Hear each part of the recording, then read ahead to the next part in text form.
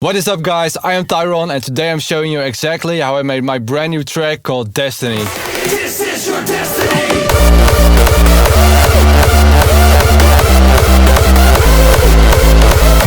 It's out now on all streaming platforms, so make sure to check it out. And today I'm going to show you exactly how I mixed the vocal, This is your destiny. how I made the melody, how I did the whole arrangement, the kick drums, and everything else you want to know about this track. Let's get into it. So first of all, let's get started with the vocal, because this is exactly where I started the project. I received a demo from MC Activate, who's a friend of mine, and this is what it sounded like. Life can hit you hard, sometimes it's too much. It can take your mind away and you feel out of touch. You feel the pressure rising when you have to make a call. It feels like you're standing with your back against the wall. No need to lose hope. You can break it down, be the king of your story, and wear that crown. Show everyone that you're the best they ever made. As you scream at the top of your voice, I am never afraid. Alright, so that obviously needed some re-recording and rewriting, but in general, I liked a lot of the lines. It had a good foundation, and this is the end result after spending a day in the studio with him. Life can hit you hard, sometimes it's too much. When nothing takes your mind away and you feel so out of touch. You feel the pressure rising when you've got to make a call, and you're just standing there with your back against the wall. No need to lose hope, don't let it get you down. Be the king of your story, live up to the crown. Strive for greatness, make sure to leave a legacy. Live your dreams, This is your destiny. Alright, so there's definitely a big difference, and one of the most important things for me was that during the recording of the vocal, I really wanted to change up the intensity of the vocal between certain words and phrases. I'm personally a big fan of hip-hop artists like Eminem and NF, and I love how they're putting that raw emotion on certain words, and it helps to keep the vocal interesting as well. So when we were recording here in the studio, I noticed that MC Activate was struggling a little bit with changing up the intensity within the same take. So basically what I told him to do was just record a lot of takes. Some of them were like more aggressive, some were more quiet. This just allowed me to cut everything together. Let's take a look at the main vocal without any effects on. life can hit you hard, sometimes it's too much. When nothing takes your mind away and you feel so out of touch. This will be your main vocal track. It'll be in the middle and it will have the focus of the vocal mix. So make sure to select the best takes for this vocal track. Let's take a look at the effect chain. I'm starting off with the Decapitator by Soundtoys. This is a saturation plugin, and basically I'm using it here as just a very subtle distortion. So it will bring some extra roughness to the vocal without overdoing it. This just helps to give that rough edge, especially in hardstyle. We really like this, but I think in general it sounds very good on a lot of vocals. Saturation also tends to bring out the rich frequencies that are difficult to bring out with just an EQ. So this is what it sounds like with the Decapitator on. Life can hit you hard, sometimes it's too much. When nothing takes your mind away and you feel so out of touch. It's very subtle, but this is also one of my main tips for vocal mixing. Be subtle, because once you overdo it and you get those nasty frequencies in there, it's very hard to take them out again later in the effects chain. Next up in the effects chain is a Pro Q.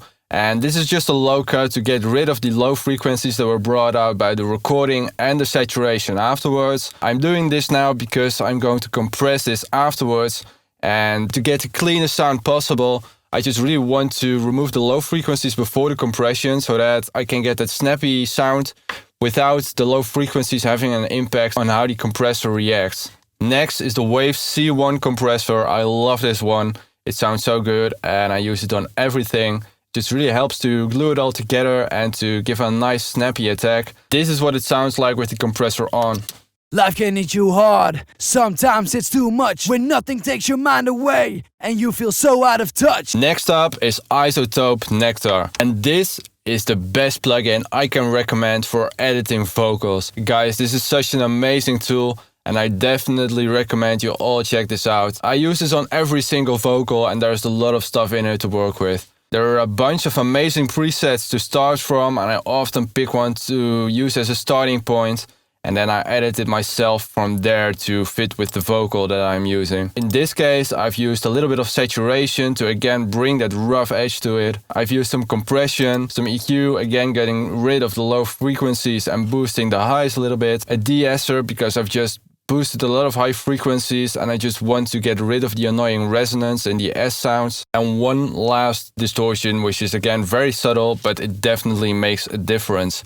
And this is what it sounds like with Nectar on. Life can hit you hard, sometimes it's too much. When nothing takes your mind away and you feel so out of touch. You feel the pressure rising when you've got to make a So this is definitely starting to sound a lot better already. So next up in the vocal chain is the OTT by Exfer. And guys, I cannot tell you this enough. Don't overdo the OTT, because it is so easy to completely ruin the sound with this one. So this is the difference that I made with OTT. Life can hit you hard, sometimes it's too much. When nothing takes your mind away and you feel so out of touch. Up next is again a little multiband compressor. This is a C6 by Waves. I use this very subtly. Basically the only thing I did was tame the low end a little bit, and again try to boost the high end. I also remember that at this time I did not know about the Pool Tech plugin yet, which I will come back to later. Next up is the CLA vocals, and this is such a great tool as well. I really like it, and this is the difference that it makes.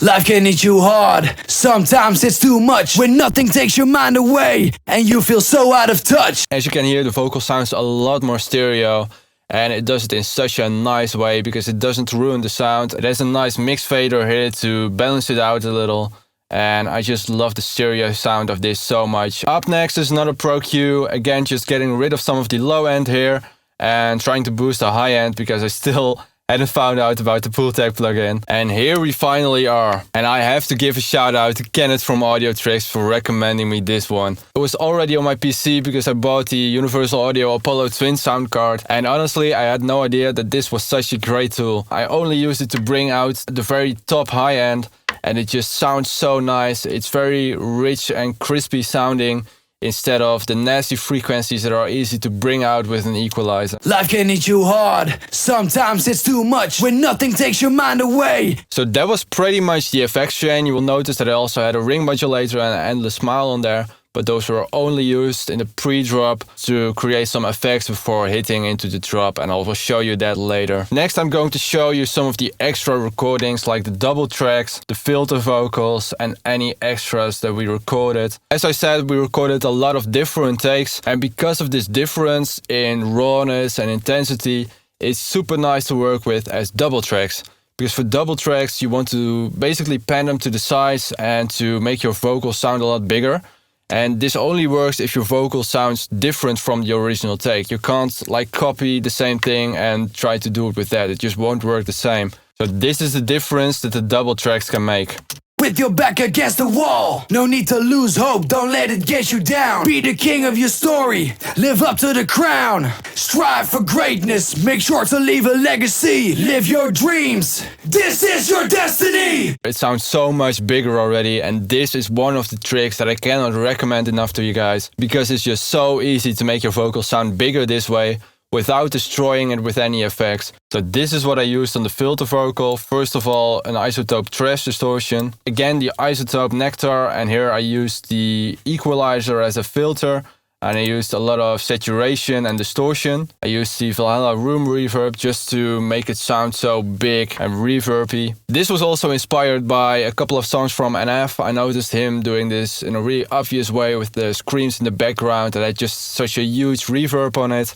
And I love the sound of that. I used an OTT after the reverb to bring it out a little bit more. And I could use this a little bit more extreme because I knew that after that I was going to put another filter in an equalizer just to really push it to the background. And this is what it sounds like. So lastly, I played around with a little bit of reverb and delay. I always like to reverse the reverb of the first syllable of the vocal. Then you get this really nice transition and the vocal does not come in as unexpectedly. I've also put some extra reverb on a couple of different words from the vocal, and this is what all the reverb and delay tracks sound like.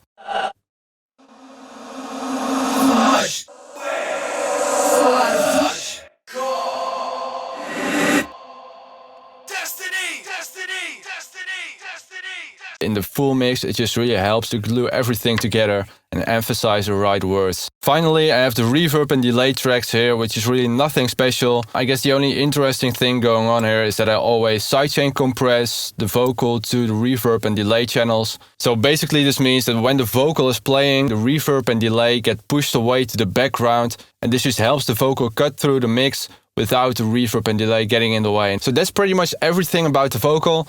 Next up, we're going to switch to a different project because I had to bounce the vocal out to make the project run smooth again. So now we're going to switch to the main project. So this is the main project of Destiny, and let's take a look at the part that I first made after I mixed the vocal.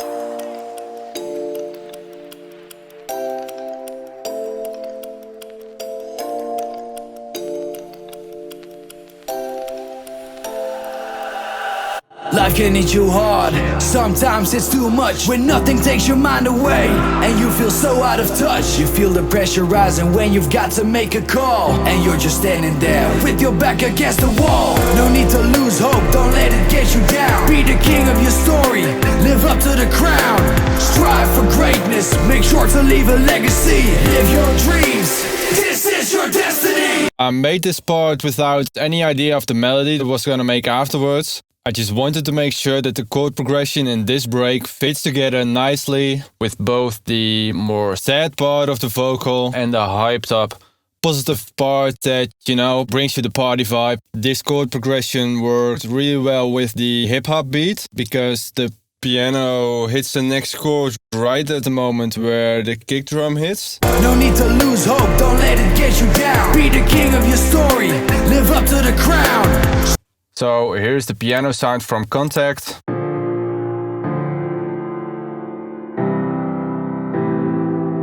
And this is what it sounds like without any effects.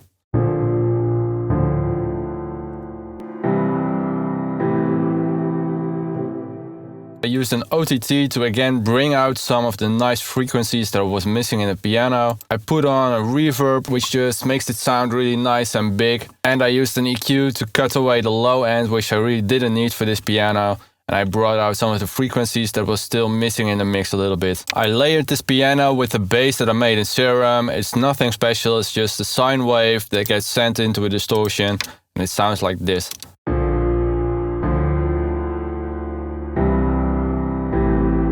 And to give it a little bit of that hip-hop 808 feeling already, I just made sure to decrease the volume over time. So it starts off pretty loud and then it fades away a little bit as if you're listening to an 808 kick. Next, I figured the sound of the piano was still missing a little bit. So I added a music box sound, and this actually inspired me to create a little music box part before the piano started. So this is the music box layer. Then afterwards I decided to create like a real music box part here and actually looked for a different music box to use as main sound because this was really just a music box that I wanted to use as support. So I ended up using a music box that I think I first used like 6 years ago, if it's not longer. This is what it sounds like.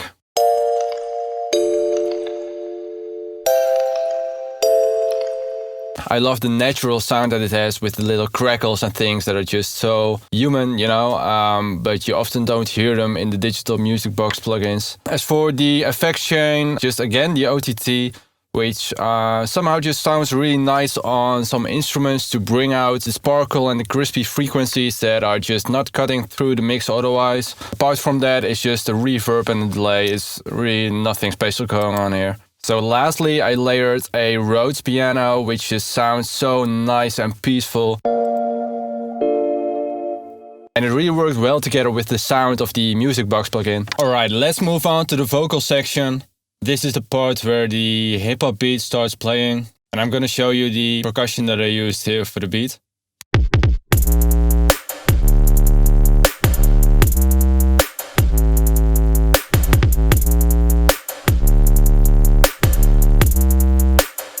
And as you can see, the 808 fill here is not a sample, but a serum. And the reason that I use serum for this is just because it gives a lot more control over the sound. In this case, I didn't really care about using like an authentic 808 sound. And like with the previous bass, I just used like a sine wave. I created a volume envelope here. I put a distortion on it. The thing about this bass sound is that I used a noise before going into the distortion. So this is what it sounds like without the noise.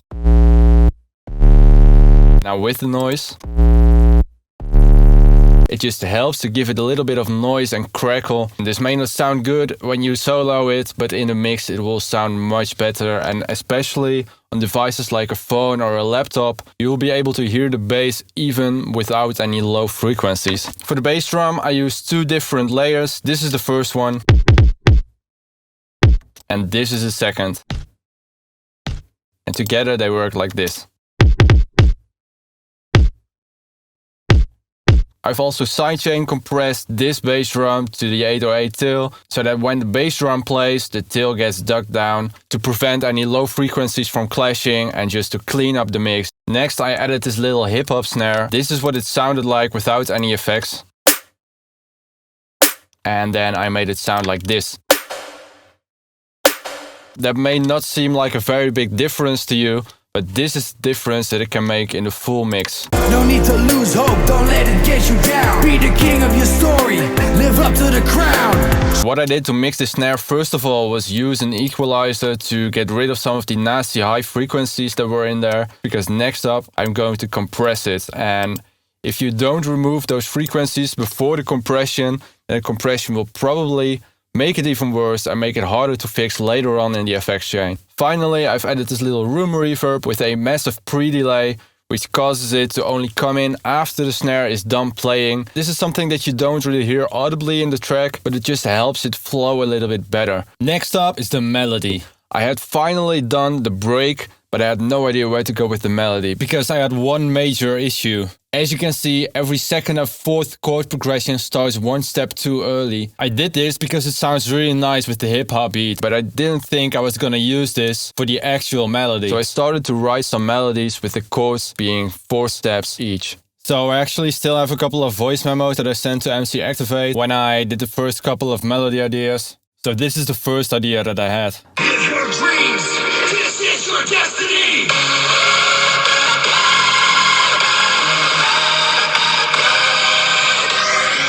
Which I think is a pretty cool melody, but I ended up looking for something different just because it wasn't euphoric enough. So I just kept on going, and this is a second melody that I made. This is your destiny.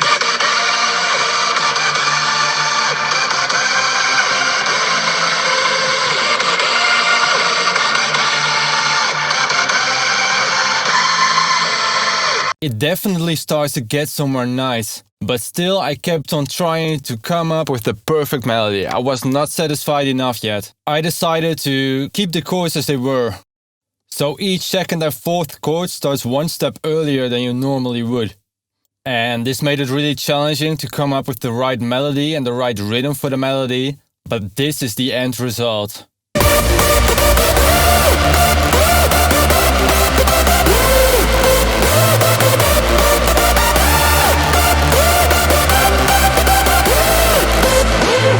Now I'm going to show you guys how I made the lead synth. I've had to bounce a couple of lead tracks to audio. First of all, the virus is just impossible to keep in the project because you will get constant errors caused by the virus software.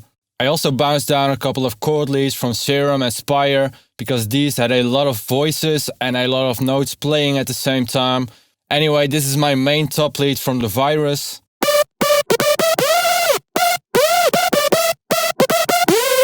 And these are the main chord leads that support it.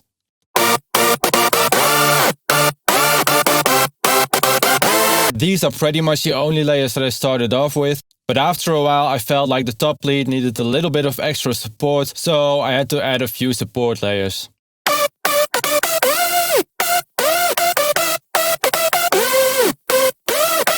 Next, there is a very crunchy bass playing under the melody. I just discovered this idea recently, and it just works so well to get a nice crispy sound on the melody.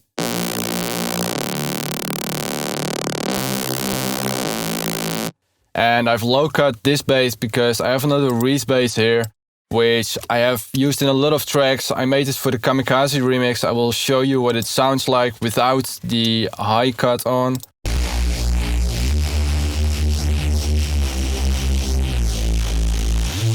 But of course I already had the crunchy bass there to support the lead. So I cut out all the high frequencies and just use it as low support. Next up, I have one more lead layer here, which is playing the bass notes in the same rhythm as the melody.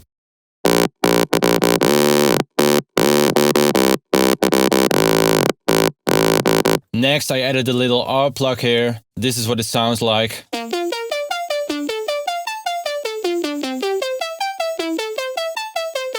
This is something that I do in nearly every track. I always like to put a bit crusher on it because it stands out a little bit more then. Finally, I have two little bass plugs here that don't have any low frequencies, but that just help to add some rhythm and keep some drive in the melody.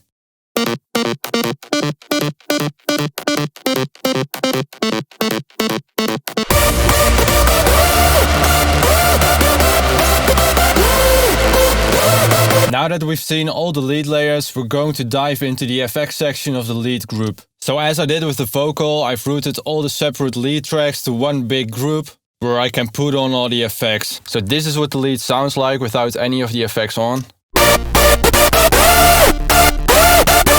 We start off the effects chain with, again, a low cut. This is because we're going to compress the signal, and just like with the vocal, I want to remove the low frequencies before it hits the compressor. Now, I found there to be a lot of nasty frequencies in the mid area, so I just created a subtle EQ again to remove a little bit of those frequencies and to boost the high end a little bit. After that, we have the C1 compressor again by Waves.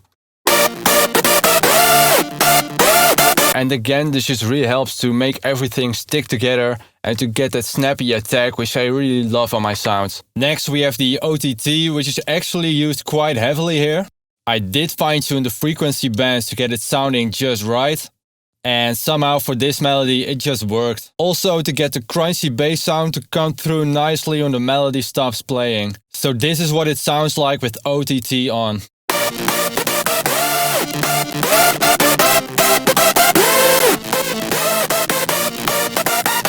Next, we have another EQ, and this may look ridiculous, and it actually is kind of ridiculous, but this is a match EQ. And what you can do with a match EQ is you can choose an input signal, so for example your reference track, a track by another artist or a track by yourself that you think sounds really good. And it's just the kind of reference that you need for your lead sound. So that's what I use as an input for Pro Q3, and it can compare the two and create all the parameters that are needed to pretty much just match the EQ settings of the lead that you're referencing to. Now this can be a useful tool, but it's also easy to overdo it because you're always comparing it to a track that has a different melody and a different sound design. Next up, you have the pull tag again, which I did not use very heavily, but it just gives some extra richness on the top end. And the rest of this is just stuff that I use in the build-up. Here's just a low-pass filter. This is a sidechain that pushes the lead sound away when the kick punch starts playing. And the smile again for the build-up. This is a mono stereo plugin that I sometimes use to pull away all the stereo information.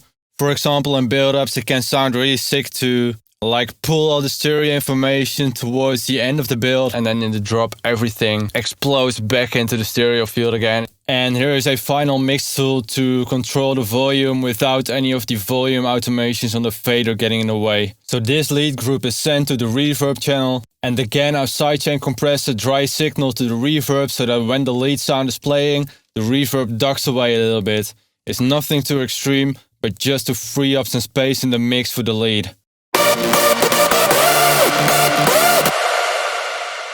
Alright, so we've seen the vocal, the melody and the break, and now we go to the most important part in hardstyle, the kick drum. Alright guys, so during the editing I actually realized the video was getting a little bit longer than I anticipated. So I'm going to cut it up in 2 different videos. Next time I'm going to be showing you the kick drums, the screeches, the build-ups and the orchestral parts. So please like the video, subscribe to my channel, let me know your thoughts in the comment section down below, and I will see you next week for part 2. This is your destiny.